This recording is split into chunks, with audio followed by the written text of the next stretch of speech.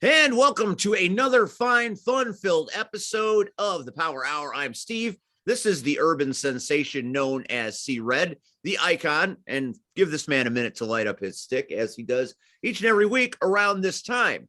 Now, tonight, our special guest will be joining us very shortly, Old Evil Christian Rose. Man has been around a long time and is absolutely running roughshod all over Rocket Pro Wrestling.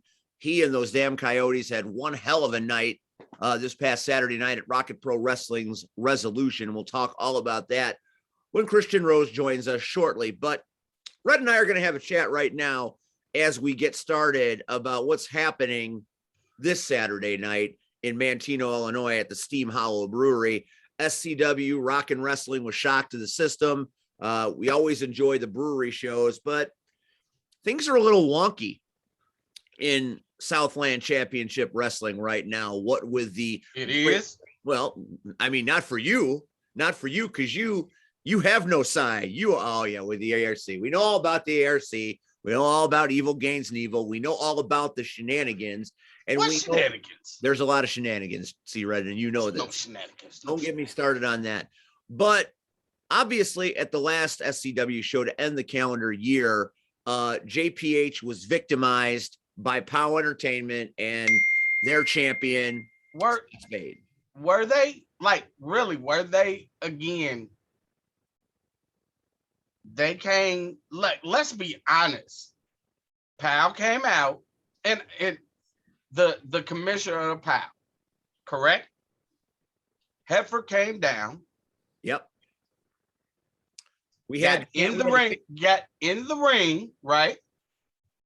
Then SCW's president came out, Terry Allen, right? Yeah. And they agreed, no more, nobody jumps anybody anymore, and decided to have a title match, correct? That's right. A contract was signed, correct? It was a handshake. Handshake. That's how gentlemen do it. It was handshakes, right? Yes, which they broke within 58 minutes of signing. How? First of all, Xavier Swoggle, Cricket Crotch himself, jumped and distracted the referee. That's number one. He wasn't even supposed to be there, and there he was. They said he was the guy that drove Spade. Well, I thought Tiny was the chauffeur or whatever Tiny's role in anything is, number one. Number two, with the ref dealing with that melee, paper cosplay commissioner Chris Hedford threw the POW title at Spade, who subsequently rendered JPH unconscious illegally, and the title victory was a sham. Did the ref see it? He did not. Ain't that what you always telling me, Steve? I don't know what I'm always telling you, Red. Aren't you always telling me that, hey, the 1, 2, 3? You know better than anybody else, and I know better. You have schnookered more than your fair share of referees. Snookered? Yes. That's a new word. I like it. I'm glad that you like it. I like it. We mean serious business. Okay, but and I know where you're going with this, because I don't think you know where I'm going, because I'm going to pull something out on you that even you don't know. No, because I saw the video. Oh, the Chris Hedford Scott Spade made for TV movie? Yeah. After school special, tables flipping. Hey, don't you miss after? What has Terry Allen ever done any business with a signed contract? He's a handshake and a fist. Hey, I miss after school specials. I know you do. On Channel 7, they would be the bomb. Junction. No, after school on Channel 7 when we got out of school. Anyway, so Spade is stripped. He is. So SCW has no champion. That's right. And that is coming, and Terry will explain that in due course, which brings us to Saturday, and Scott Spade went at me directly on social media and said, hey, I'm coming, and maybe others. You saw that. I saw it. Well, it just so happens, C-Red, that you and I share friends. Sometimes. We do? Well, not all of them, But I had a meeting this afternoon, which is why we're starting this show a little bit late, with a certain person that gave me a very special message, not to share on social media, but to share on this show. What? You might say I have the president's ear.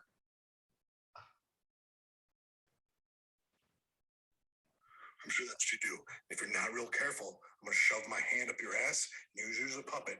We're going to have this as Sesame Street meets Pow Entertainment. Shut the fuck up. Now, Spade, you know me better than that. So somebody's winding you up. Beware of who's in your corner.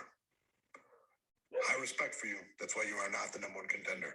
You are the man to face the person who wins that match. I believe you would have won. I will not allow somebody to shake my hand and then be a bitch. That's who you have in your corner right now. You know me better than that. Everybody knows me better than that. I got no problem if you cheat. You do it well and you get away with it. That's part of the business. Somebody shakes my hand and then goes and does the shit that he did, who's a weasel and doesn't even belong in this business, but because he's a fan of a company that happens to use a lot of its fans in its business, I'm not letting that shit stand. Professionals all allowed to stand. Hedford, you are writing checks with your mouth that your ass can't cash, and it's shitty. Because I will come looking for payment, and then I'll take it. Spade, hand the title over in peace. No problem. You'll challenge for it the next couple weeks at the next show. You don't, you won't. Makes no difference to me. I'll print a new one. I'll pay for a new one. Not a big deal. You'll take your ass home and whine. Don't care. But realize somebody's winding you up because I don't do business that way. I'm champion for a reason. That is the Power Heavyweight Championship. It sits in my living room. Why is that? Must be because that's who the man is. I may be done in the ring full time, but I can still beat the shit out of all of you. So watch yourselves. Play with respect, or I'll make sure that respect is earned. So, Wow. that's a personal message for the Power Hour exclusively by SCW President Terry Allen. Now, Can we just end the show? I don't know who needs to hear it, but you just did. Okay? Playtime is over. You done messed up, Hedford. You done messed up, Blaze. And Spade, show up Saturday night. Show up. Come on out. I'll be there. You're looking for me. I'm not that hard to find at SCW. You can hear my voice everywhere. And at these brewery shows, I'm usually the ring announcer. So I'm very visible. You got something? You want to get froggy? Bitch, then jump. I'm not a wrestler, never claimed to be. But I'm a man. And you push me, I'll push you back. Don't confuse nice and animated with stupid and unable to fight. Okay. There have been men that have found out the hard way that, you know what? Maybe I can't beat you with body slams and drop kicks, but I'll drop you one way or another. Period. See, Red, your thoughts on the president's statement? You might call it a State of the Union address. He's going to stick his hand I'm just on a human's ass and play them like a Sesame Street puppet. all I'm gonna say is, first of all, I have all the respect, and you know that, and you know why. You see that belt? For the president, Terry Allen. But as far as I'm concerned, I still got issues. Because let's remember how this whole thing started. Not even you helped when I got jumped. Three Because I was on against the other, one. I was on the other side of Three the ring. against one. Didn't even see it. It was out of my sight line. I was calling the match, Red. You don't think if I saw somebody kick your ass, I'd jump over there to help? First of all, I didn't get my ass kicked. I just got jumped. Well, jump. That's what I meant. You don't think I'd have stood up and done something if I saw it? You know, so nobody, it's funny, nobody addressed that, you know, that was the catalyst. You know, everybody seems to forget. That's but fair. Then, okay, so I see how this game is played.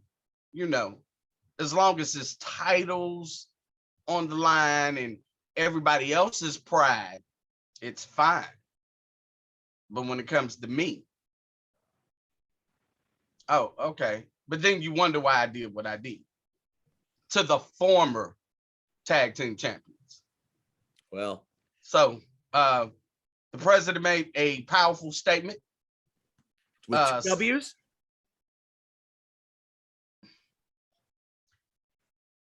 He made a impactful statement. He did. Did you see that belt? That's a real PAL belt. So we'll see what happens. Hey, what was that beer last time? The raspberry blue. Yeah, I was. If you were going to be able to make it, now I know the ARC has business in other lands and will not be in attendance this particular Saturday, which is sad because I had planned to buy you some birthday beers because you recently celebrated your 50, and we're all very happy. Happy birthday to our man C Red. You're 50 years young. You don't look a day over 49 3/4. I appreciate that. I think. You never know. The ARC, once we finish handling business elsewhere, you know, we'll see. You know, maybe it'll be me. Maybe be me and Miles. Maybe me, Miles, and a skills person. Maybe it'll be a hands and fist person. You know, maybe I just call up. When you say skills person, are you asking me if I can feel it? Yeah, I am. I really am. Did you read my notes for next week's show? Are you jumping ahead with all my surprises? Let's just say the missus and me talk a lot. I see. Okay. So this Saturday night in Manteno, Illinois, Steam Hollow Brewery, SCW, Rock and Wrestling. It's a big deal. And we're... Hey, and if anybody is watching, go to this show. And it ain't, I'm being honest and I'm telling the truth and I'm shooting from the hip, as they say, even though my hip is hurting. My God. Whew. Ladies and gentlemen, they serve awesome beers. And I'm not really a beer drinker anymore. I'm not. But this place has awesome brew. Plus, friends of mine will be playing during the show. Two Fingers and Mr. Buck. And Shock the System, baby. Great. Shock the System. Dude, so I'm gonna be honest. I was wondering what they were gonna sound like. And the first time we did the show, like I was thoroughly impressed. Like the music was great, the atmosphere was great. Ladies and gentlemen, if you are anywhere in the Chicagoland area on Saturday, I don't care what you're doing, make your way and watch some wrestling, drink some great beer, listen to a great band, pay no attention to Steve. Just saying. Also, this particular show supports a great cause, as donations will be taken all night long for the fallen officers from Bradley Bourbonnais. So those families need help. We should be stand-up people and do it. Don't you think? I agree. What happened was a travesty. Travesty, tragedy. Should not all have, of the above. you know, these people, and I think a lot of times we put or take for granted, officers put their lives on the line. You know, they leave home every day to do a job. Just like you leave out the door and do your job. I leave out and do my job. The only difference is I believe me and you have a 99.5% rate of we know once our job is over, we're going back home. That's true. They don't have that chance. No guarantees. You know, no guarantees that they're coming back home. So, you know, our thoughts and prayers are with these families, you know, and I know people saying, you know, or some people feel, oh, they've got pension and they've got insurance and all this other stuff. You can never replace the life of a loved one, especially when it's lost like this. And I know, you know, you might think, you know, well, what will my little money do? It helps. Every Trust little me. bit helps. Every As little bit. somebody that has had to, you know, bury a parent, it helps. You know, every little bit helps. And you might not think about it, you know, but guess what? That little $5 might go towards a meal that, guess what? They just don't have to cook that night because they're too upset to cook. You know, they can't fathom losing their loved one. So, you know, no donation is too small, no donation is too great. So please, ladies and gentlemen, come out, support the show, but more importantly, help support the fallen of this tragic incident.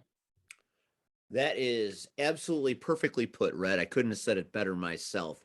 SCW doing big things tonight, and then they will be running again. We will be running again the last Saturday of the month, and hopefully C Red, Silky Mercer, and any other member of the ARC are back in business with us, because even though I have my differences with the ARC from time to time, you can't beat their entertainment value with a stick, and that's the truth.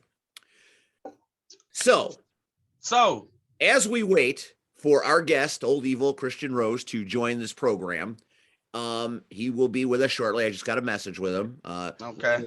Running a little late, as sometimes it happens. We all have lives and work, and this is not a paycheck gig. This is doing it for the love of the business and the love of the promotions we work for.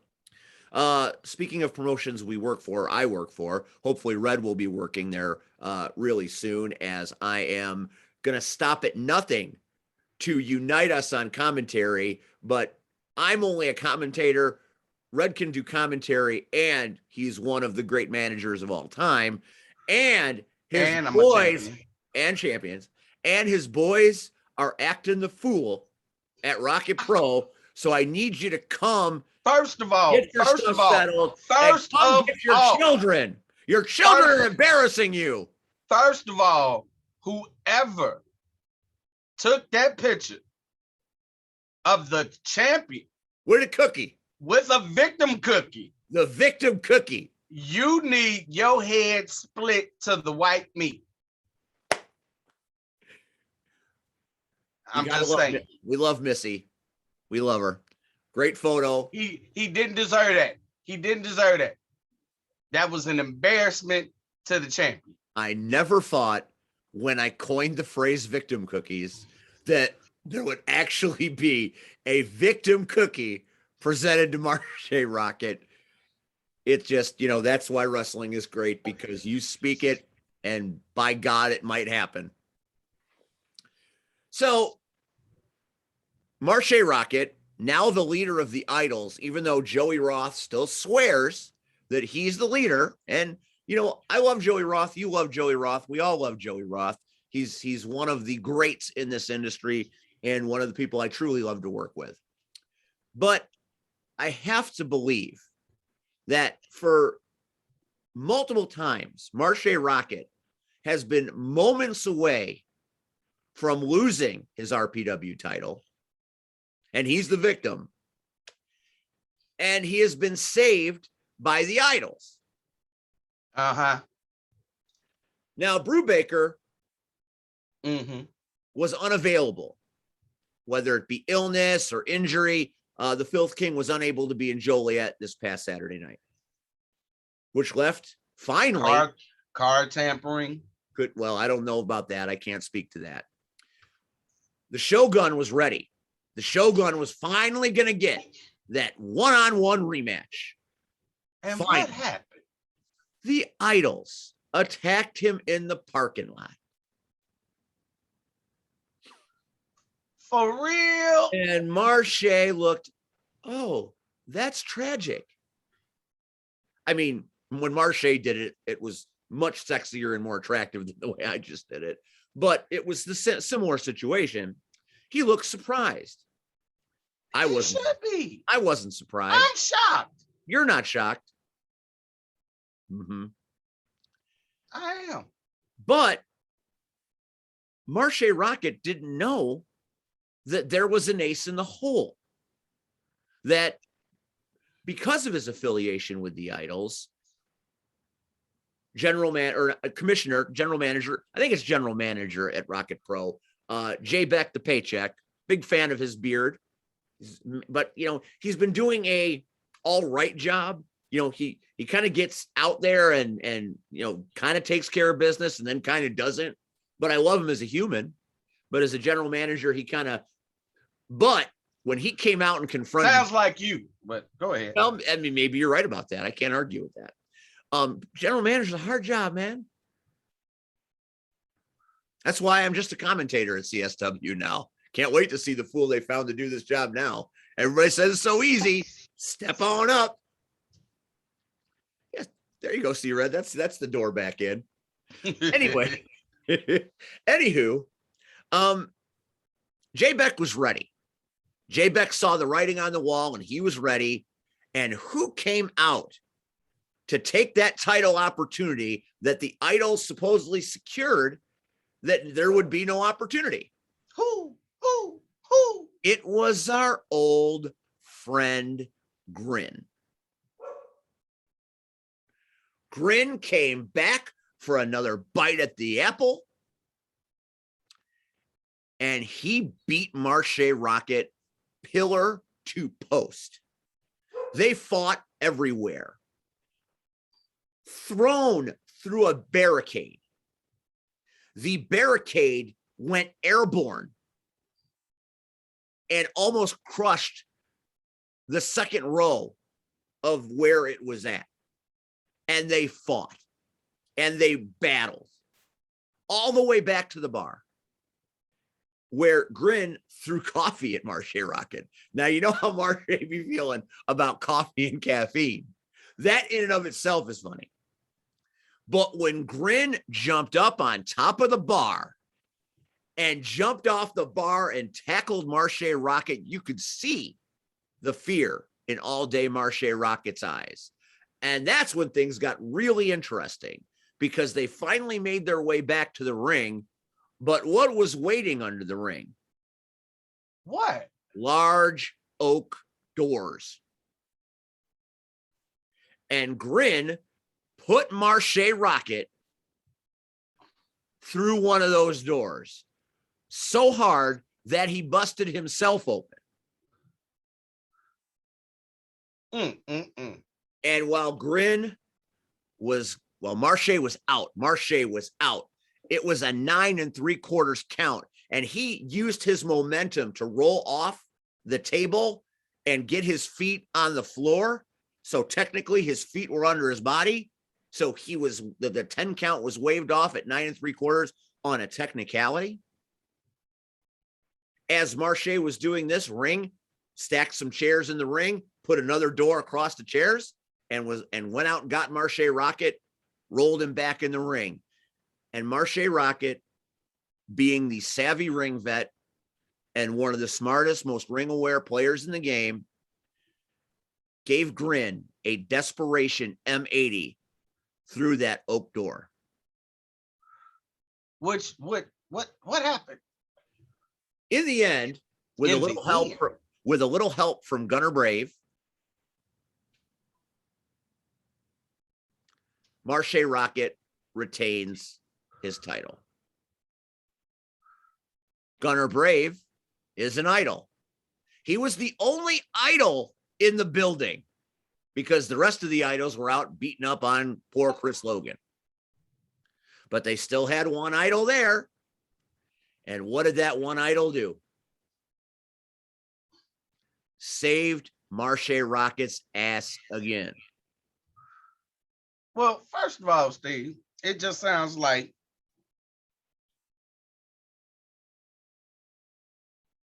how can I put this? Grin isn't liked. And let's just say that this device is very powerful. Very powerful. Now, I know nothing of these things that have happened until now that you speak of. I'll bet. Steve, those are hurtful words. Oh, But oh so accurate. but still hurtful. It's okay. Sometimes the truth's a little edgy. I mean, you know,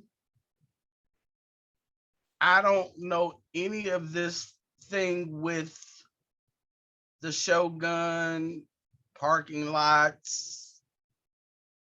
It just sounds like he was in a bad neighborhood. I don't know, the city streets are very dangerous nowadays. So, he should be But it was careful. Ice Storm. There was no danger other than the idols waiting for Shogun. That's the only danger. I don't know. Truthfully, the only danger in Joliet that night was Sean Danger. See, so all I'm gonna say is, You need to come get your boy. he is fine.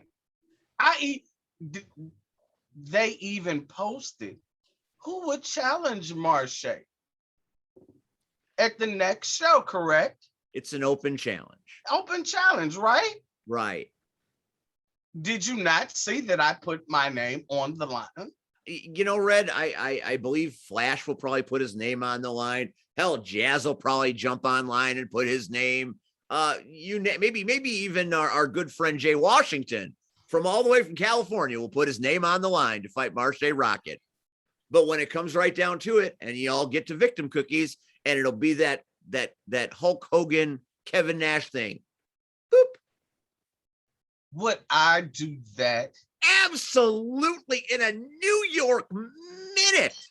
In a New York, hell, in an Inglewood minute. True. It's true. It's true. Anyway, it was a hell of a show. Our guest is a little later than I expected, so I'm glad we started way later. We're hoping Christian Rose is still alive, but he's a coyote. Those damn coyotes, they wander on coyote time. So there's always the possibility, card subject to change. So we're going to go through what happened at Rocket Pro Wrestling this past Saturday night. Now, the show opened with my good friend Victim Cookies Jr.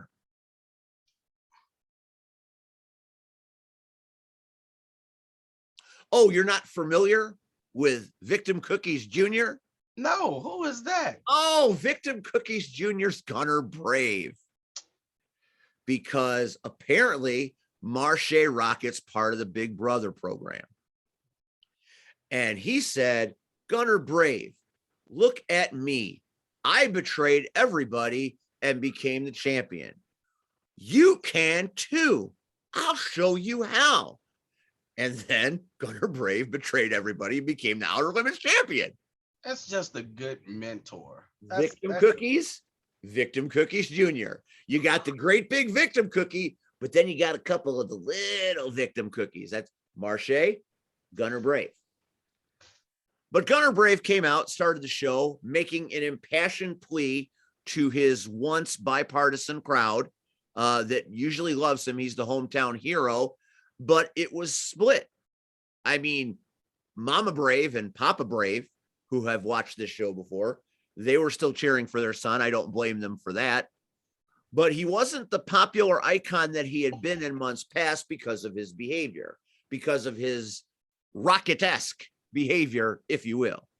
Oh, the gall. Now, he was supposed to team with the Idols, but since the Idols were off on other business, he decided that, you know, maybe he was just going to wait until he got his, because he was in singles competition. So what happened next is those damn Coyotes, who stole the show all night long, and we'll talk to Christian Rose about that, showed up and said, "Hey, Gunner Brave, we're going to fight. You better go find some friends." Well, Gunner Brave did find some friends from OVW, Grim Von Gavin. And then, much to my shock and stunned amazement, who showed up as a friend of Gunner Brave? Who? The back-breaking artist himself, Jake Painter, debuted at Rocket Pro Wrestling.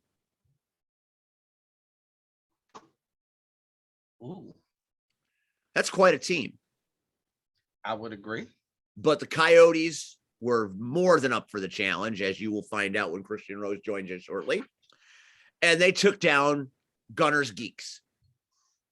But after the match, Gunner decided to put his hands on his partners for letting him down. Now, Gunner didn't fight much in the match. He let those boys do it. I think we're about to be joined by our very special guest. Let's bring him in now. So, as the match, and there he is, the man of the hour, the man we were just speaking about. We were just talking about how Gunner Brave fought for exactly 16 seconds in the match that opened the show, and the Coyotes essentially kicked their ass pillar to post.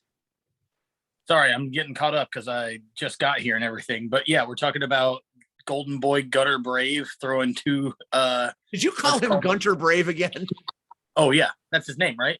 No, there is a T now. There is a T. The second N is pronounced like a T. It is indeed. Ladies and gentlemen, joining the program at this time is our very special guest, Old Evil Christian Rose of them Damn Coyotes, the holder of the Rocket to the Top briefcase, which means he can make life very unpleasant for your boy, Marche Rocket, whenever he damn well feel like it. Absolutely accurate. How are you gentlemen doing tonight? Oh, man, we're great. We're glad that you're here. Rocket Pro Wrestling has become so much more exciting with the Coyotes just wreaking havoc everywhere they go. Yeah, it's let's see, during what I'm going to call the throes of the pandemic, I guess, they held the Best in the Midwest tournament. It was a taped event, no fans type of thing, which, you know, a lot of places were doing at the time, and got contacted about it and was like, oh, okay, you know, wasn't quite sure what it was, but went, and then did pretty well for myself and said tournament. And then once crowds started coming back and things started opening up, they reached out and said, hey, you guys all did well. And here we are now. Been there since October, I think, was the first actual show back. Yeah, it's become one of my favorite places to wrestle. That was Darkness Falls, and that was my first show at Rocket Pro as well. And I had never had the chance to work with Christian Rose, and I had not seen much of his work. But my God, I am a believer after these months, man. You are putting this company on its ear, and at some point, you might be putting this company on your back. I'd like to take everybody back right now, and C-Red, pay attention to this. Immediately following the event Saturday night, there was a situation that developed in the locker room, and I think you'd all like to take a look at it. He skyrockets to the top. All day, Marche Rocket. It didn't matter if it wasn't Shogun. It didn't matter if Nick Brubaker couldn't make it. It didn't matter how management once again tried to pull one over on me. Once again, proving that I'm the victim here in Rocket Pro. I was ready. I was ready to do what I was born to do. And that's be the absolute best on the goddamn planet. You were ready. You're ready for anything, right? Hey, Rose, listen. What exactly is it that you're ready for? Are you ready for anything and everything? Man, like you and me, like we kind of go back. Like you don't like me, I don't like you. That's all well and good. But this whole you and the idols thing. Hey, I don't just have a problem with the idols. We have a problem with the idols. Look, so if we have a problem with the idols, we seem to have a problem with you. Look. I'm going to tell you straight to the face. You know, okay? Yes, history, right? You know, my word is as good as bond. I don't know what Gunner Brave and the idols have with me. Maybe they idolize me. That's going to come with the territory as being champ. You know that, okay? I have nothing to do with them, okay? I have nothing to do with them. Just like I respect you. I respect that you acknowledge that if you cash that in, it's not going to end so well. But okay, wait. But you know what? Listen. Go ahead. Listen. Make your point. Listen. Nothing to do with the idols. Nothing but respect for you. Okay. I'm about to just leave and go enjoy my victim cookie and my victory. Okay. That sounds awesome. Before you go though, can I just one last little thing? We've all heard the phrase the golden rule, right? He who has the gold makes the rules. Screw the gold. He who has the silver lining briefcase makes the rules. I'll see you around.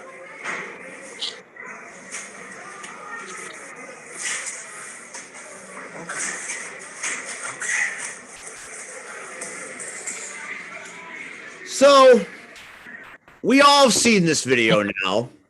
And when I saw it, I'm like, oh my God, Christian Rose is going to cash in that briefcase right there in the locker room, and he's going to be our new champion. And our guest on this show would be our new champion.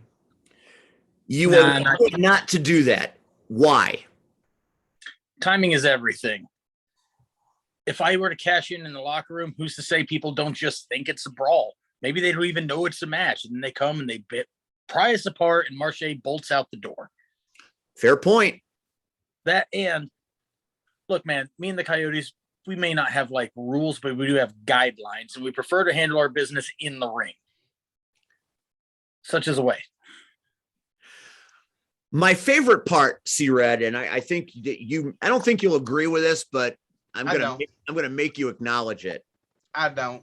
The desperation in Marche Rocket's eyes when the Coyotes rolled up with that briefcase. You have never seen a better example of a liar in your life. Marche Rocket would have said anything in what that did he lie about? Anything in that moment to get out of that situation that did not favor him. And he even said, this is not going to end well. And that's when I thought the briefcase was coming back. But, you know, he got away, at least at this point, without the wrath of Christian Rose. But Christian Rose made his presence very well known. And I think you make Marche Rocket nervous, Old Evil. Oh, I mean, how can you not be nervous? Also, the guy's not doing himself any favors. Every person that he's even loosely come into contact with since, like you said, Darkness Falls back in October, they've all got it out for him. Shogun's got it out for him. Brubaker's got it out for him. He claims that the idols don't have his back, but I don't really buy that, which means that the rest of the locker room have it out for him. I've got it out for him. The Coyotes have it out for him, because what benefits me benefits them. Even if he is telling the truth, let's jump that first hurdle. Then he's a man on an island, and he has all these people coming at him from all different directions, circling, and the water's getting real deep. And that briefcase, to me, that's a boat going straight to that island and straight to that championship. But isn't that what happens when you're the champion? I mean, Christian, let's be honest, Christian. Oh, here we go. We have history, Christian. Do we or do we not? I Don't know. we? Sure. Absolutely. So I've seen Great. certain people that, guess what? They understand when you hold that title, right? Yeah. All the sharks start swimming around, right? Absolutely. It's easier to climb to the top of the mountain than it is to stay there, right? So again, But my point is this any shock that everybody wants to knock the greatest Rocket Pro champ of all time off that mountain? No. You make an excellent point, but I would just like to add a small like asterisk and an addendum to your sentence. The greatest Rocket Pro champion, and forgive me, I'm not that familiar with the title's lineage. The greatest Rocket Pro champion so far. Hey. Well, that's true. I have not yet held the title, so I get it. Now I know who I got to look out for. I'm just saying, I mean, here's my thing. You have the briefcase. Yeah.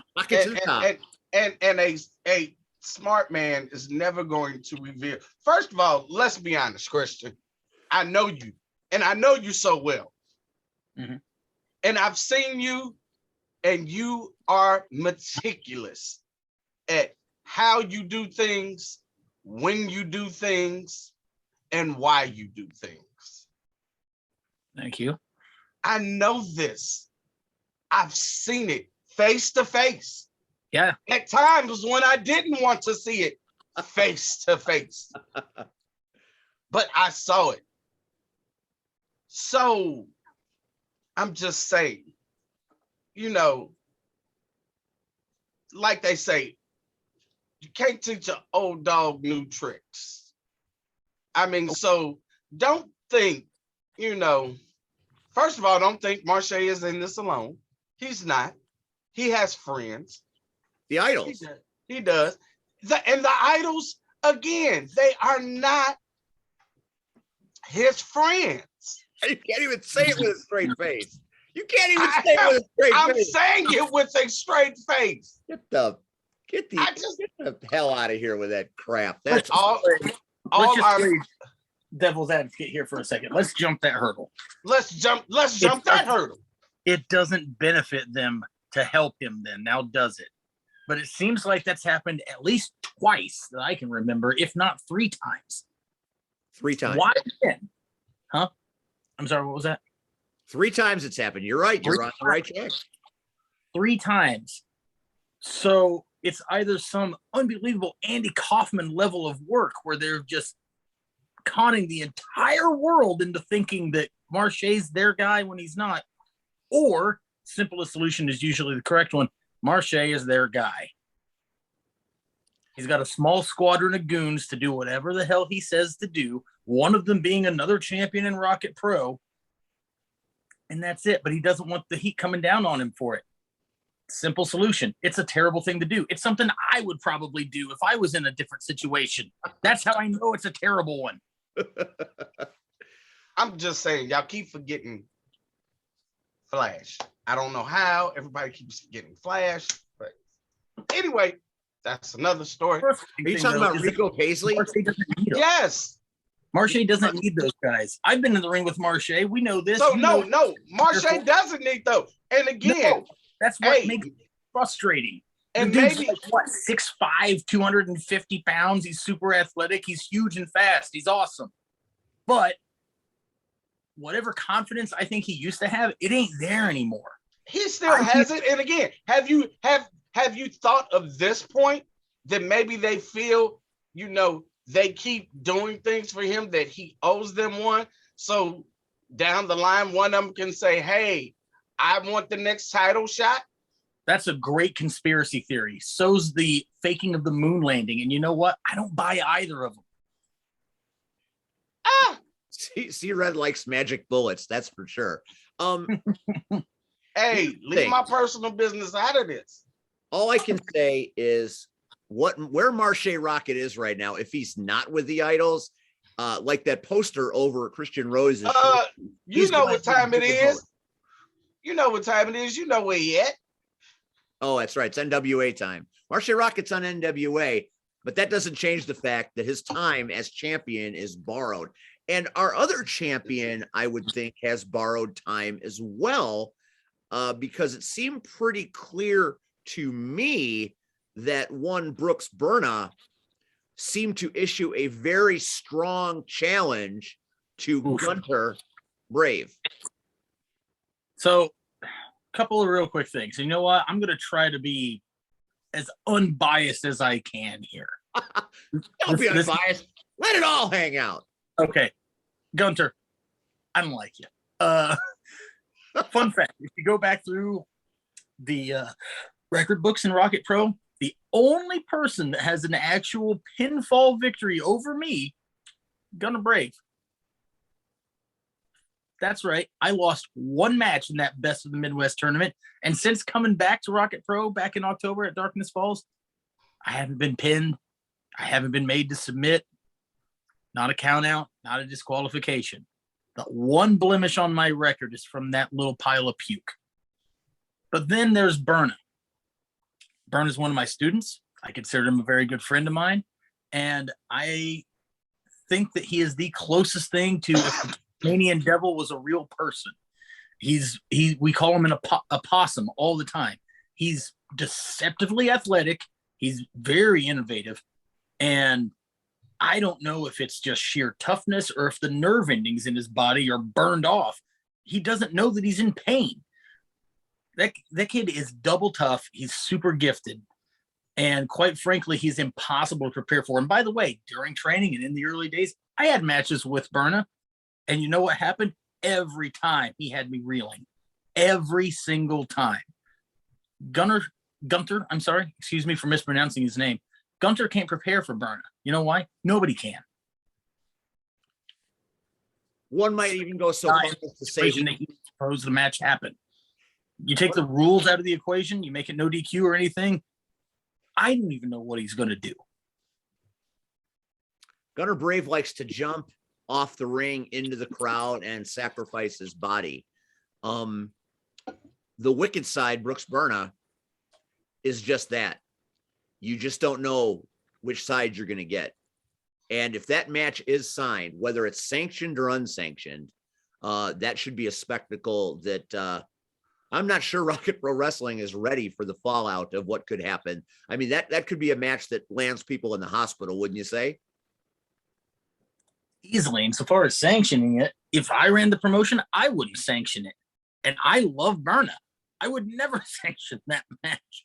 I wouldn't want that responsibility on me. But, I mean, look, man, the thing with Gunter is he has so many good gifts, but he's just foolish. He is a foolishly foolish, foolhardy fool. And he, too, is just, he's not even isolating himself. He's not even making enemies. He's digging a hole that he's about to get shoved into. And it might be Berna, it might be me, it might be any of the other myriad of people that he has pissed off for the past couple of months. He has done that. He's going in. He hasn't pissed me off. Yet. Takes a lot to piss me off. He also hasn't pissed off Marche. Weird. It's what like are the odds? It's Victim Cookies and Victims Cookies Jr. They're both playing the victim right now to a T, and they're both idols. So that's pretty clear. Speaking of those damn Coyotes, I was telling C Red before you arrived that it was a night that pretty much belonged to those damn Coyotes. You were fantastic on commentary, as you always are. And the technical Coyote could not be beaten. No. Damien Deschain is one of my best students. All the Coyotes are my best students. He's one of my best students. He's probably the most technically gifted wrestler that I've ever trained. I think he's the best technical wrestler in Rocket Pro. I'm taking my own bias aside when I say that. And he didn't submit. Also, He's a fantastic podcast co-host. I got to get this out there. Please listen to our podcast. It's called What Are We Even Doing? Available on Spotify, Apple Podcasts, Google Podcasts, wherever you get them. I want to hear that show. Awesome. Oh yeah, dude. We, me and Damien Deschain, we review old wrestling shows from various time periods and just make sure that we'll piss off everyone. So it's pretty great. That sounds like spun gold. What are we even doing? But yeah, he didn't submit. You know, Gunter thinks that he's the absolute best in every possible aspect of wrestling at Rocket Pro, and he had a submission match with a guy that I think is the best submission wrestler on the roster currently, and he did not submit. He did not submit Damien Deschain. The referee stopped that match. Damien did not tap. He did not quit. Period. And that's who was that match against? I wasn't there, so it was Gunter Brave versus Damien Deschain, and the referee stopped it. My boy did not quit. My boy did not submit, and I don't agree with that decision. Steve, do you agree with that decision? I thought that I can't believe, I was astonished that it got. Never mind the fact that there was a low blow, by the way, that the referee did not catch, but it was a great match. At times it was uncomfortable because of the punishment that was going on in that ring. Say what you will about Gunter Brave, whichever you want to call him. He can fight. And Damien Deschain took every blow and every trick in Brave's book and had an answer for it. I have never seen a man counter every maneuver the way Damien Deschain did. Every time he put him in a hold, reversed. Every time he had a swing or a blow, he had a counter. It was unbelievable. It's like fighting a mirror. Damien's an unbelievably gifted technical wrestler. Like me and him, we've stayed up late nights at my house just watching stuff from Japan just to be like, oh, that's something cool. And he puts it in his back pocket. He is one of the most, he might have the deepest arsenal of defensive moves of any wrestler I've seen in the last 3 years, maybe even 5. He had it all hanging out, and, you know, he was moments away from becoming the Outer Limits champion. And, you know, a low blow later and a referee's decision robbed him of the opportunity. I agree. So Marche Rocket is still the champion. You still have the briefcase. It gives you power over him that nobody else has. And I'm not sure I've ever seen anybody with this kind of power and hold over Marche. You can see it in his eyes in the promo. What do you do with it? Wait until the time's right. Absolutely, because I like to gamble. Well, here's the thing with this briefcase. That's one shot. If you're going to spin the roulette wheel and push everything onto one, you better know where that ball is going to land, right? I'm not going to cash that thing in until I know that the time is right. I'm not going to cash it in until I am 100% certain that the time is right, not just to win, but to make the win matter. Yeah, I could have cashed in the back. I could have had my guys beat the ever-living hell out of Marche and pinned him on the concrete, but then they don't even know that it happened. To me, that briefcase and that championship are about not just being the top guy, because I'm going to be there one way or another. It's going to happen, come hell or high water. But it's about making people know that I'm the top guy there. It's about making people know that the Coyotes are the top faction there. I'm going to wait until the time is right. That's it. There is war coming between the Idols and the Coyotes. The first blows. Oh, we're live. This war has already started, and I think it's going to escalate significantly. Now, for those of the people that are watching this show, I'm sorry, I just want to throw something out here real quick. This is just for the Idols. You guys have stepped into real deep water. My second command, Connor Hopkins. Connor Hopkins is a better wrestler than 99 men out of 100 on 99 out of 100 days. Past that, we already talked about Damien, best technical wrestler that there is. Past that, we already talked about Berna, a walking hand grenade of a human being. And then there's me. And trust me, idols, I'm the best there is at what I do, and what I do isn't very nice. Sooner or later, we're going to get you. And when we do, it's going to suck for you. And that right there is why those damn Coyotes are running the roost at Rocket Pro right now, and it's pissing the idols off. The war is going to be epic. And yes, Connor Hopkins is going to figure prominently in my first show. He's the absolute man. Before his injury, I got to see him perform a match that was absolutely ridiculous. Oh yeah, he's so talented. He's so smart. That's another guy that like we'll just talk back and forth for hours at a time about like, well, what about this situation? What would you do here? What about this? What about that? He's young. He's hungry. He's athletic. The guy checks all the boxes. You know what I mean? And he thought I forgot about him. The guy that should be in the Outer Limits Championship running, quite frankly. Agreed. Him and Berna in the tag division. Him and Berna together are an incredible tag team tandem.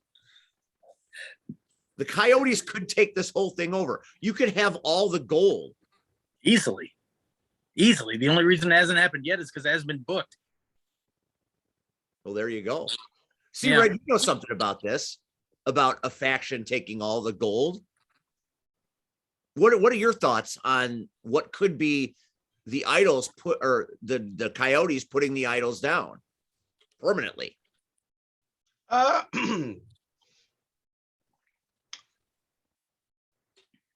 mean, it could might.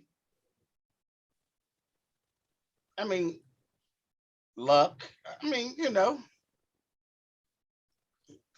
just like you beating me in fantasy. I mean, every dog has a day, Luck's got nothing to do with it. You know? Coyotes don't. Coyotes run in a pack. They don't run with luck.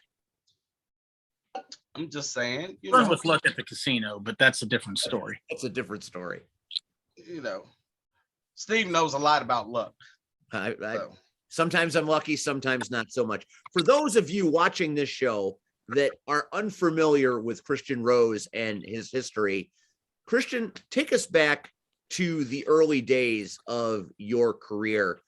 What got you into wrestling? Everybody has that moment. For me, it was that moment when the Honky Tonk Man hit Randy Savage with a guitar, splintered it, and right. Elizabeth ran and got Hogan. I'd enjoyed wrestling, with the Rock and Wrestling Connection via MTV. That's how I got my first taste when I was 18. But I didn't love it, like not miss it one single week because I loved it so much until that guitar smashed over that man's head. That was my moment. What was yours? So I've told the story 100 times. I don't care. I'll tell it 100 more. 101. When I was a kid, I didn't know what wrestling was, right? So at the time that this happened, I think I'm like 7 years old when I see this. And so I grew up on a farm, middle of nowhere, out in the sticks. So if there was wrestling on TV, it was something syndicated, it was Superstars or, Primetime, whatever it was called. Cable was not happening. But I remember, so my mom was a big Macho Man Randy Savage fan. But I would hear her, when I was real little, I'd hear her talk about it, but I didn't know who the hell Macho Man Randy Savage was. So one night, wrestling is on TV.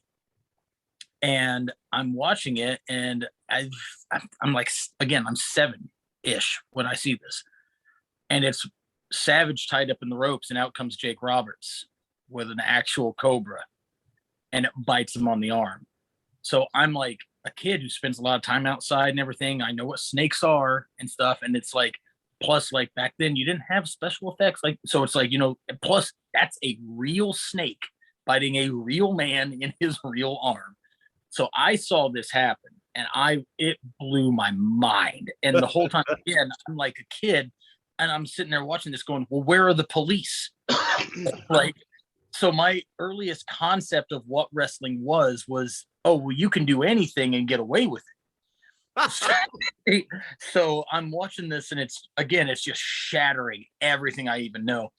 And my mom's sitting on the couch, and she's talking to my dad or something. And I'm like, a kid, and I'm like tugging on her, pant leg or something. I'm like, Mom, I want to do that. I want to do that.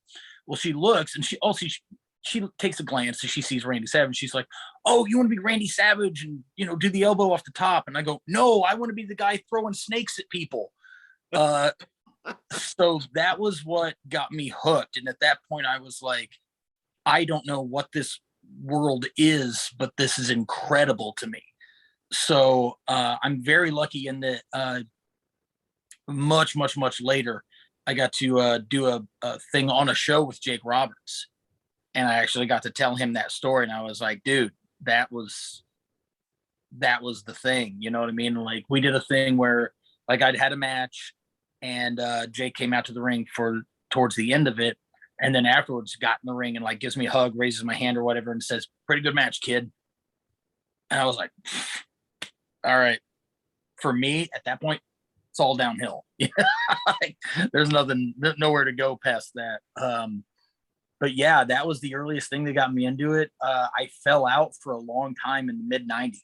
I didn't watch. It wasn't available in my house or whatever, because like I said, grew up in the sticks and stuff. I didn't get back in really until about the Attitude Era. And I had a stepbrother that kind of basically reintroduced me into it.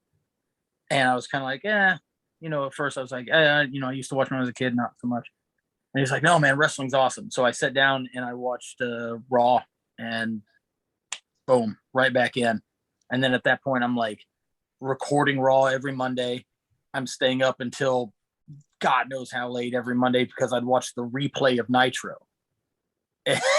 And so, you know what I mean? Like, and I think that would have been, I think it was 2 hours at that point, but then they ended up doing 3. Yeah.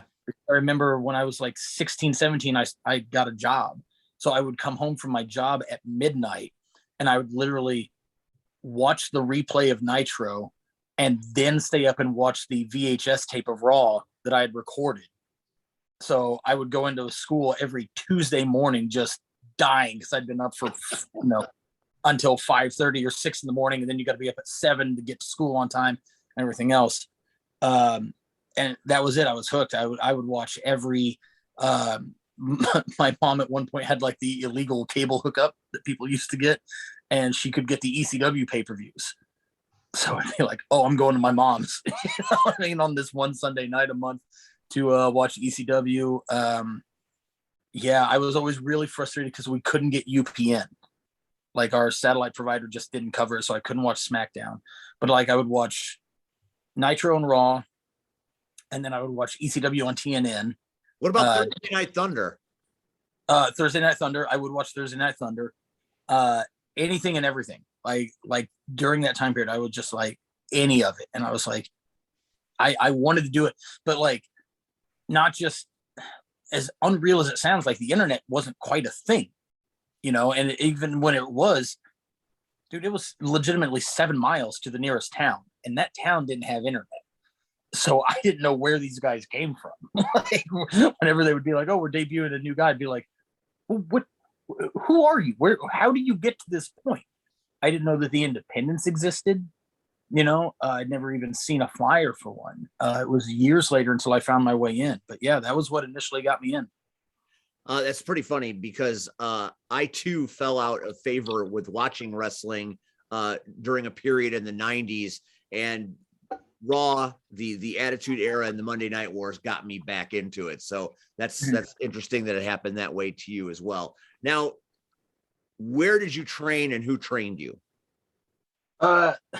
So as far as my training, the funny thing is I didn't know how to get into wrestling, and I had moved out of my hometown, moved out of my dad's house and everything. Ended up moving back in, and I picked up my old job. It was a little fast food place, and a buddy of mine that I worked with, me and him used to watch wrestling all the time. And he was like, hey, I found a training place in Paris, Illinois, which is a real thing.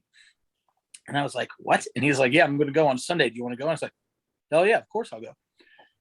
So it was a little rinky-dink local promotion. They had a 14 by 14 foot ring. It was homemade. And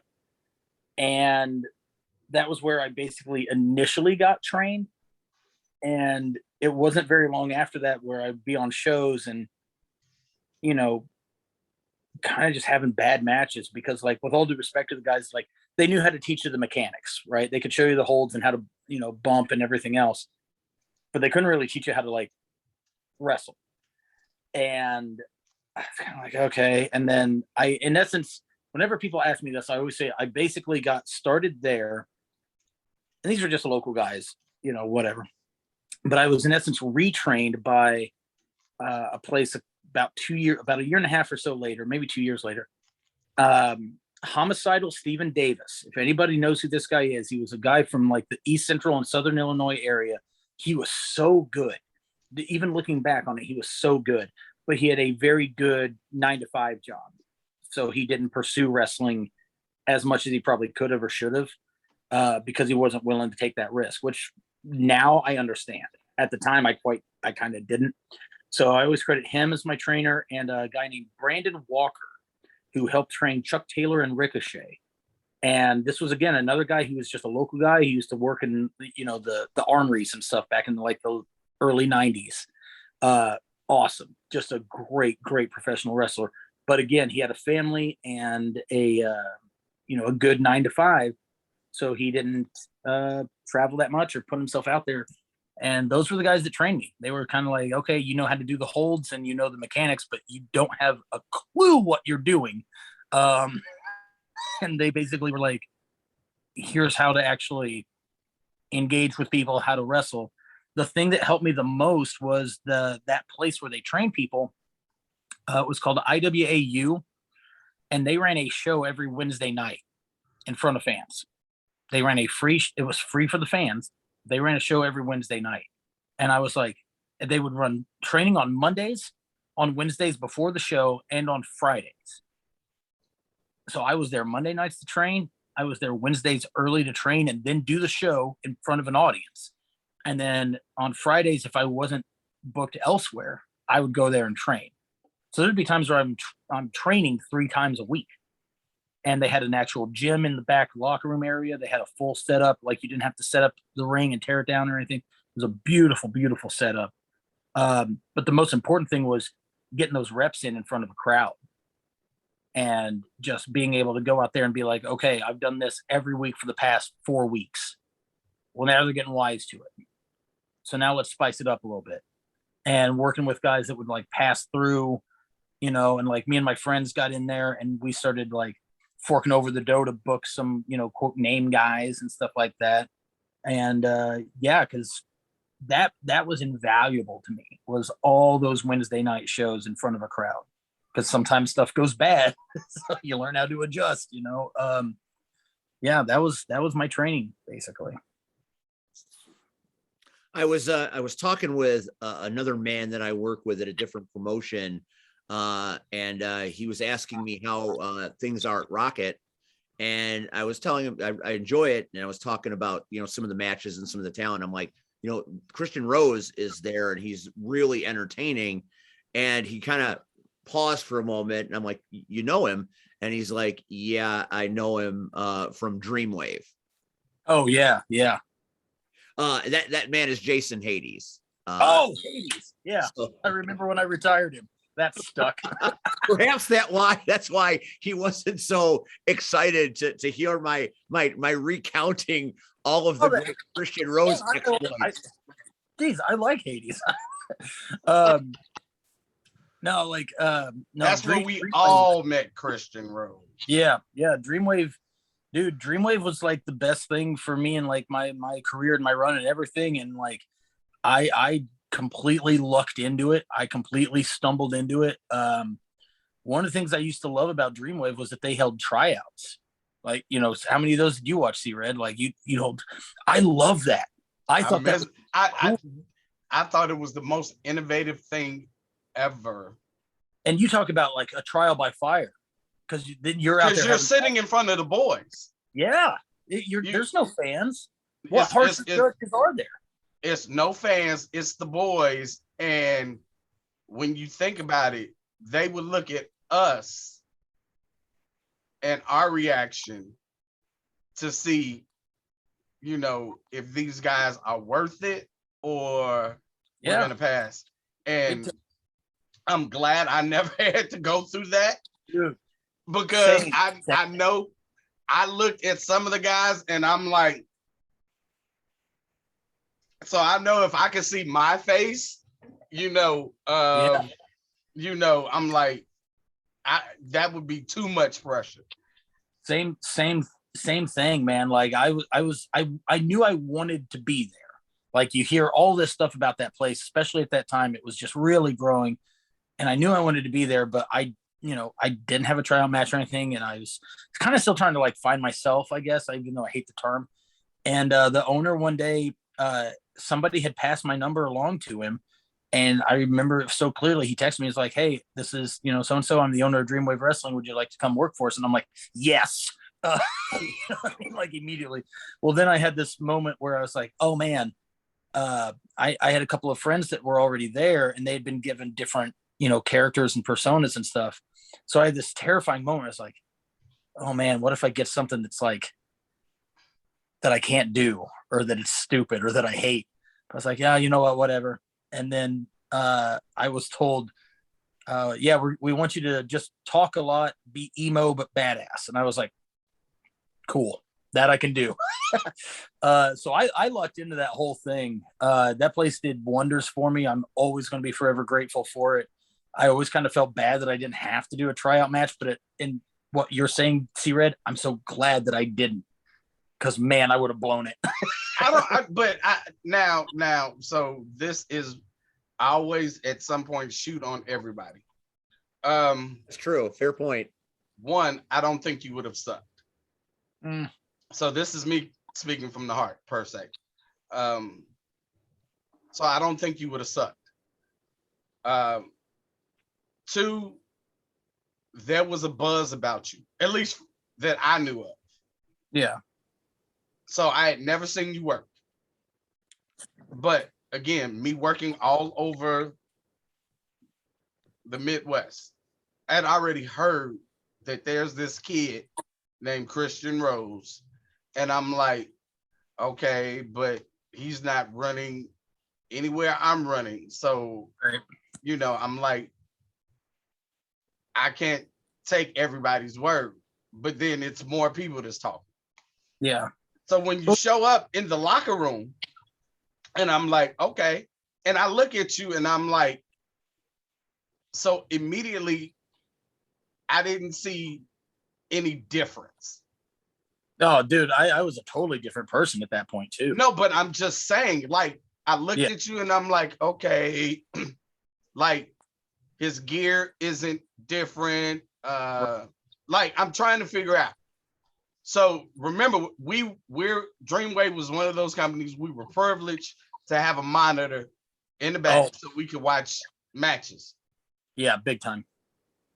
The way you wrestled your first night. Yeah.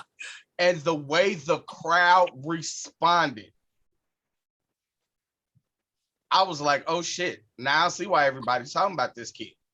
Yeah. Like, he's good. Very freaking good. And the way to watch you manipulate, I'll call it for what it is. Manipulate. Hold that thought, Steve. When you go back and you watch this, you got a text message while you were playing that promo. I just thought you should know. Oh, yeah. And we read it. We were trying to read it while we were watching the promo. So I just thought you should know. So back to you, Christian.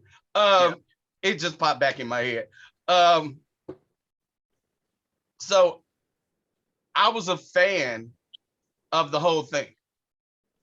So up to when I left and came back, but left, right, I was a huge Christian Rose fan. And if nothing else, to watch you go out there day in, day out per se, month in, month out. Right. And the people were fiending for more and more Christian Rose. And again, I think it was more you on the stick than anything. Absolutely. Like I mean, you're right. Like we during that run, we got to a point where the matches were almost secondary. You know what I mean? Like yeah, man, that one of the things that like I've talked about this and other platforms or shows or whatever, but like they would sometimes just give me a microphone, like my music would be playing, and they haven't told me, oh, you're doing a promo or anything. They would just like, oh, I'm about to go through the curtain, and they'd stop me and be like, hold a microphone up to me, and I'm like, huh? And they're like, you got to do a promo, and I'm like, about what? And they're like, well, doesn't matter. Just initially it was go make people mad. Okay. So that was that, and that was the thing that helped me more than anything, because like Dreamwave had unbelievable wrestlers. You know what I mean? Like when I got there, you had Marche, you had Ali, like you had guys that like in ring are miles above me, but I was always kind of like, well, if I get the mic, not that those guys were bad on the microphone, that's not my point, but I was kind of like, oh, I'm good at talking.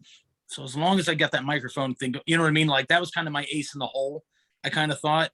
But yeah, I agree. Like the microphone stuff and like that crowd, man, once they got into that, you're right. They just want more and more and more and more. And that's the beauty part that people that never got to witness Dreamwave can never understand. It was a complete package. Oh, big time. And big time. The fans played just as much a part of the show as the workers. Oh, for sure. And the beauty part for you, everybody that I seen you work, everybody complimented everybody. So yeah. Everybody was able to adapt to each other's wrestling techniques and styles, and everybody told great stories. And and Steve will tell you, I am so big on stories. I hate matches. I really do. I hate matches. I hate when a promoter or a booker decides, hey, I don't know what I'm doing this month, so I'm just putting these random 6 to 8 matches together just because whatever. And there's no story. And you expect 2 guys or 4 guys to go out there and tell a story, when it's so much easier if the story is already put out there and everybody can follow along. And that is one of your best characteristics. You are a great storyteller. It was always fun being in the locker room with you, especially before shows. Hearing you go through your matches and then turn around and he's walking and talking. See, that's what I like about Christian Rose. He can walk and talk. Yeah. And yeah, you can turn around and you can make people either love you or hate you. And again, a lot of guys in this business, they can learn a thing from you. I hope people took advantage of the seminar on Saturday. If they didn't, shame on them. Shame on everybody. Shame on you all. I'm being honest, because I thought it was a brilliant idea. And again, I can only speak for what I see. Guys don't take advantage of people like you that have something to give, and they feel like, oh, well, why should I give this guy $10, $15, other guys 20, 25, he's on the same show I'm on. Sure. Yeah, but guess what? clearly he has something to offer. Otherwise, they wouldn't be Damn shame. offering this seminar. So again, all of that to say, I don't follow the damn Coyotes. Steve is trying to convince me, which we know is very hard to do. Well, But as a fan of the original Christian Rose that I seen, I'm proud of you. I'm happy that you're still you've even now training other people to follow behind you. And again, that's what it's all about, is taking the next generation and bringing them and so they would be better and be able to leave this business whenever you decide to leave it way better hands than when we came in. So, and like, I mean, even going to the training people thing, like one of the things that I'm like passionate about it, or one of the reasons I'm passionate about it is what I mean to say is, you know, you hear young guys talk about like having their vet and having a vet for them, you know, to like help them out, go on the road. Hey, how do I handle this situation? What do I do if this is happening? I didn't have one of those because, you know, like I said, my trainers didn't travel. They stayed in their area and they worked their shows, and that was that. And that's not me like, you know, whining, complaining or anything like that. But there was a lot of stuff that like I just had to fail and learn on my own accord and be like, well, I did this because I thought it was right. Turns out it isn't. Guess I won't do that anymore. You know what I mean? Just stuff like that. And it's like, I like training people and I like helping people because I'm like, hey, here's where I went wrong. You know, here's where I screwed up because I did not have anybody there to tell me this. You know, I had a couple of years where I think I had 2 years in a row where I was booked every weekend except for Christmas and New Year's. And I was still doing those Wednesday shows. So like my number of matches like skyrocketed real early on. And most of that time it was me and my idiot friends that had the same amount of experience as I did, driving in the car every weekend all over God's creation to, you know, get a little bit better, maybe learn something, try to make a little bit of money, which we weren't, you know. And I'm like, yeah, I don't want other people to go through that. So like, I like traveling with, you know, the Coyotes and like any of my other students that I have. And I like being like, hey, here's something I did that was stupid. Don't do that, you know, because it's literally just because I didn't have a guy to tell me. You know, I would have loved to have gotten in a car and traveled with the guys that trained me, but they were kind of like, yeah, we're going to drive, you know. And again, I'm not knocking them because I understand their situation, but they were kind of like, yeah, we're going to drive 30 minutes, do a show here, and we're going to go home. And I'm like, okay. You know, at the time, because I was, you know, young and full of piss and vinegar and everything else, I didn't get it. But now looking back, I'm like, oh, okay. I understand. You guys are older, you have families, you have very high paying state jobs, you know, type of stuff.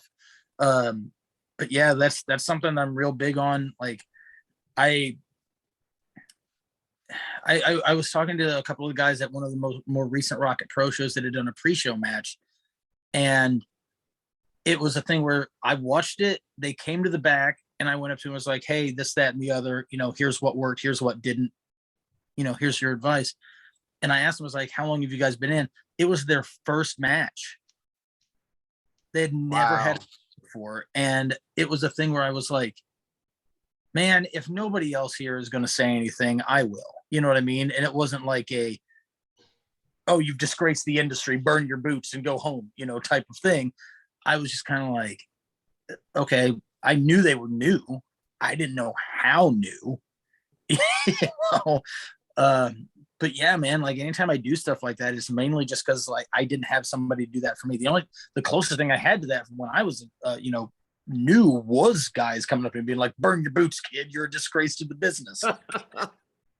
Well, it's the irony that you say that, because I was on the very first Rocket Pro show and there were two guys and they were late. And it was like, okay, how are you late, you know, for the very first show?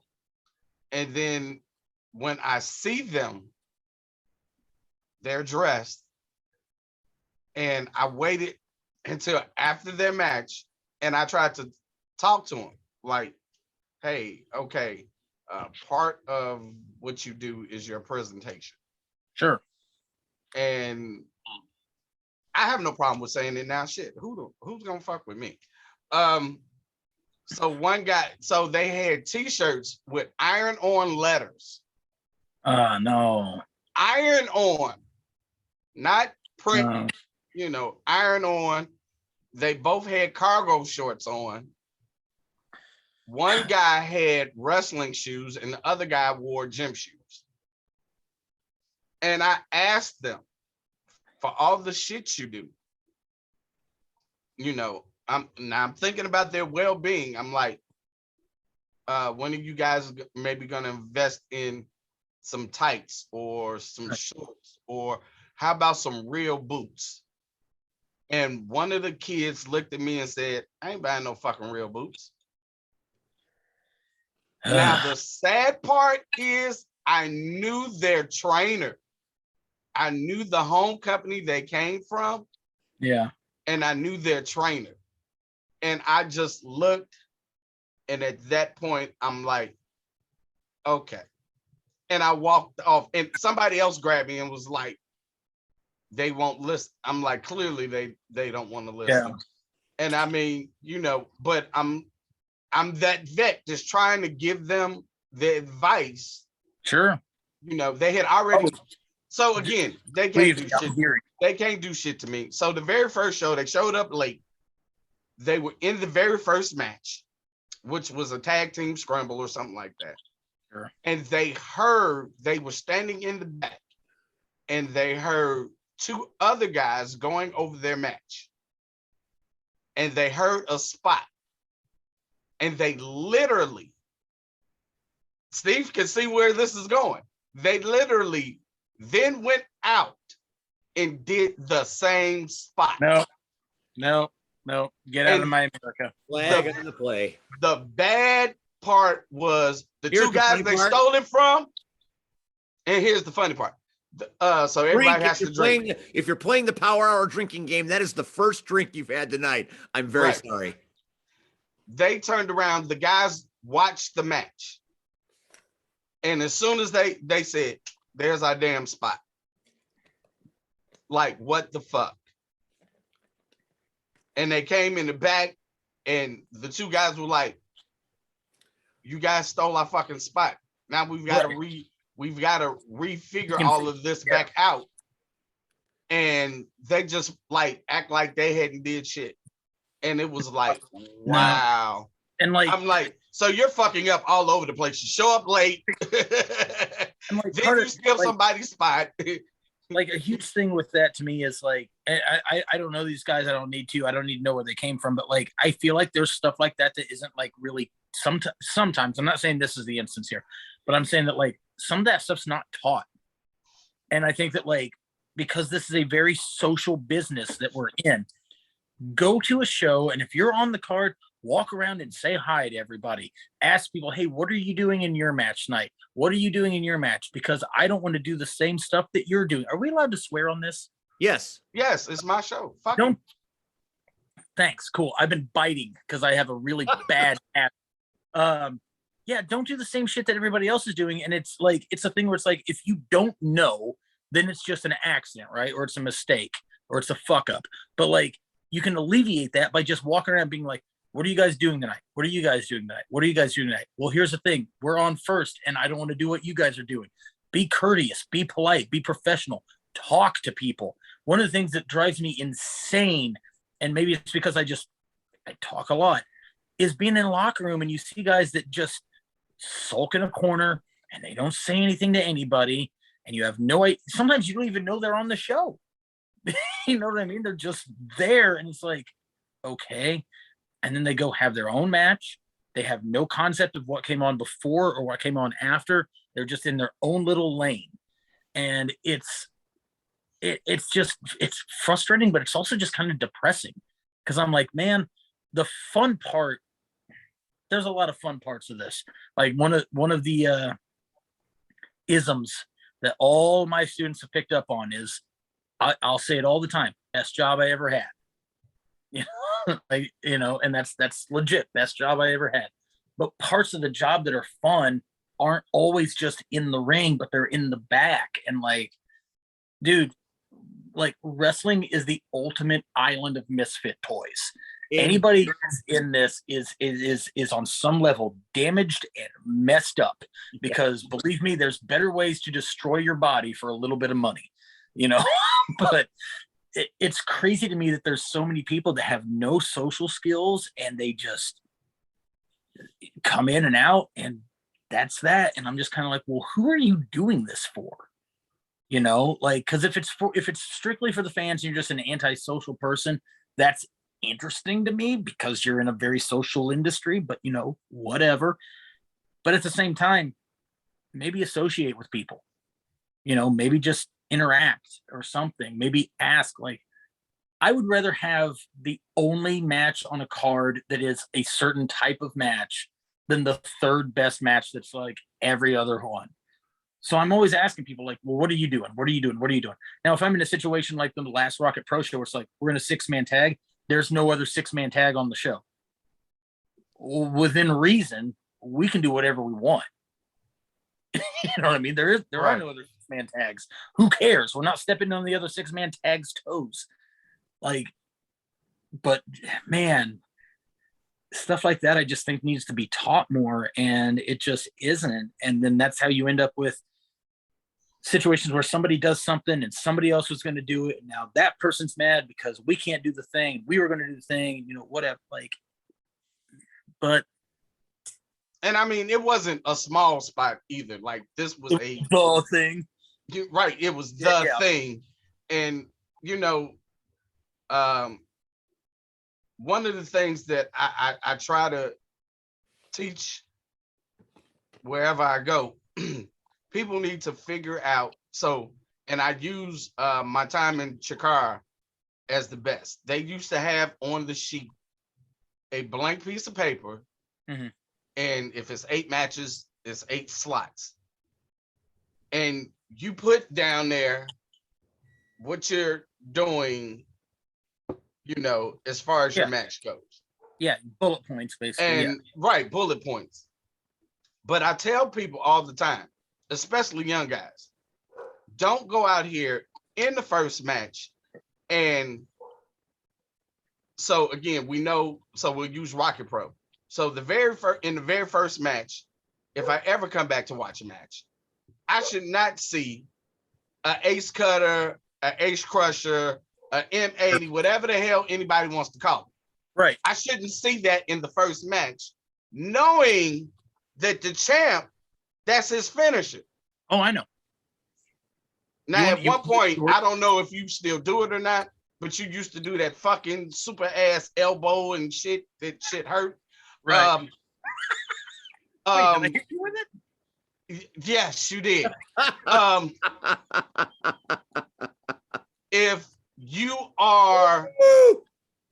you are semi-main, I shouldn't see that happen in the match right before intermission. You see what I'm saying?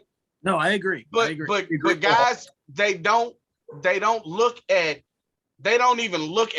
they want to see their match. That's it. They don't watch the whole show. So they don't know, oh, Christian Rose does this big ass roaring forearm. So maybe I shouldn't do mine.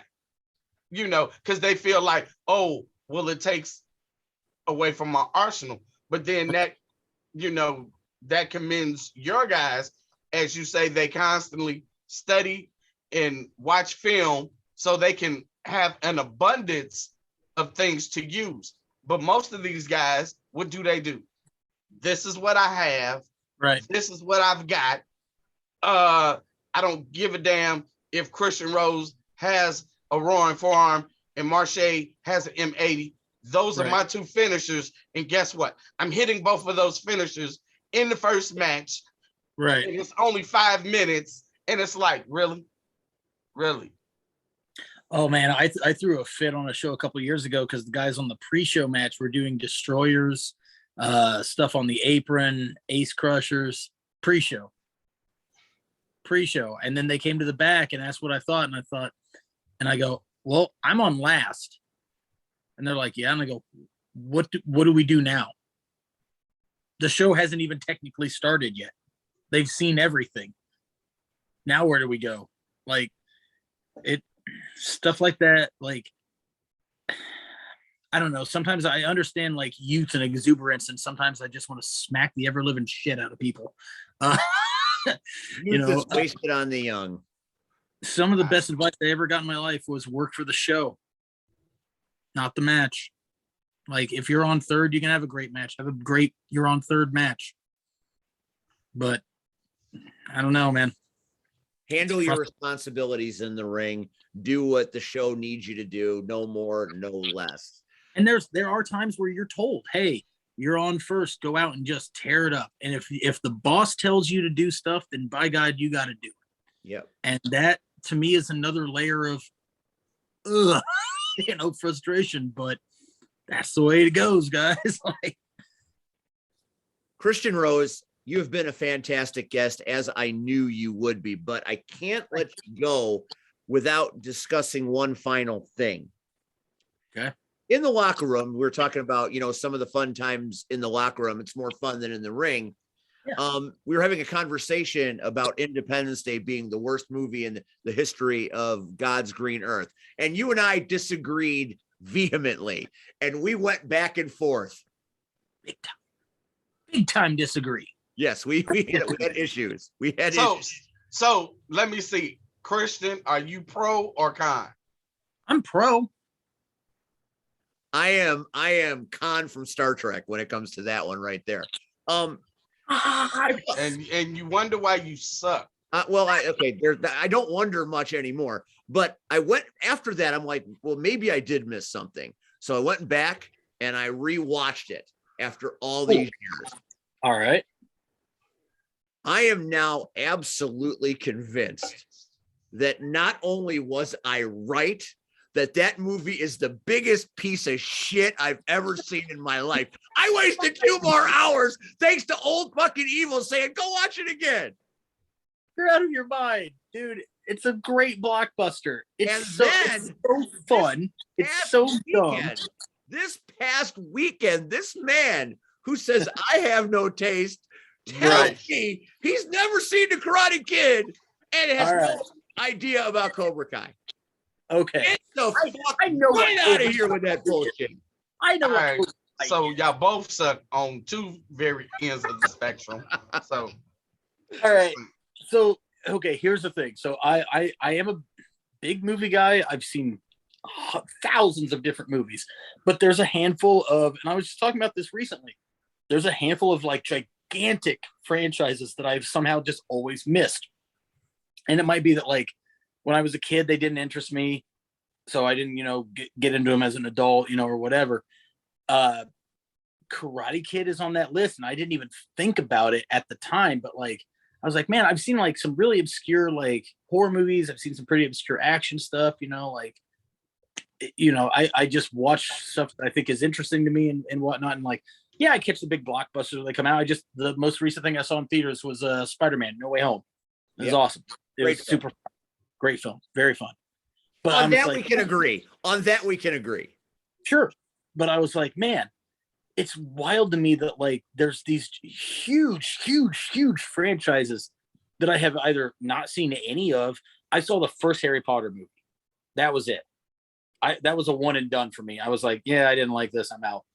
And everyone tells me, I'm kind of lukewarm on Wizards. Everyone tells me, they get better as they go on. I'm like, they do. They do.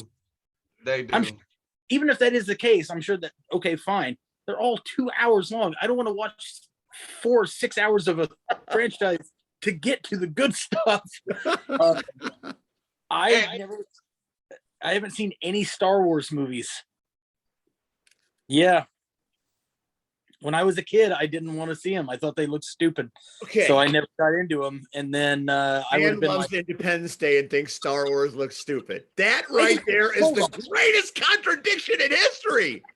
No, I didn't say it's stupid. I said I haven't seen them. God! Also, you're really overinflating my opinion on Independence Day. I think Independence Day is like the perfect '90s blockbuster. Oh my God. Coming, And I would agree. I would agree. coming But- later on in 2022, Christian Rose and I at the movies. We are taking Oh, that dude. shit back from Ebert and Siskel. Bring it to me, man. I got some hot takes on movies, dude. Oh, we are gonna. Now that I know this can be a thing, we're gonna do just that. Christian Rose, we're gonna see you at Cupid's Carnage on February 5th. You are gonna have that briefcase in hand, and Right. I think Marche Rocket is in a lot of danger because not only has he got an open challenge, he doesn't know who he's gonna fight, but he's also got a man with a steel-lined briefcase just begging for him to slip up. Timing is of the essence. Christian Rose, I love you, man. You are one of a kind. I appreciate you so much. Thank you for taking time late on this Tuesday night to sit with us. You're a No gem. problem. Thanks a lot, Steve. C-Red, great to see you again, dude. Hope you guys Great do to well. see you. On behalf of C-Red, myself, and Old Evil Christian Rose, I'm Steve. We'll see you next week on the Power Hour, where we have a very special guest that I'm not revealing right now. Oh, and Scott Spade. Why? If Why still aren't you watching, revealing? if Scott Spade is still watching, I'll see you Saturday, pumpkin. Good night, everybody. We'll catch you next week. And on that show, mystery guest. Can you feel it? Good night, everybody.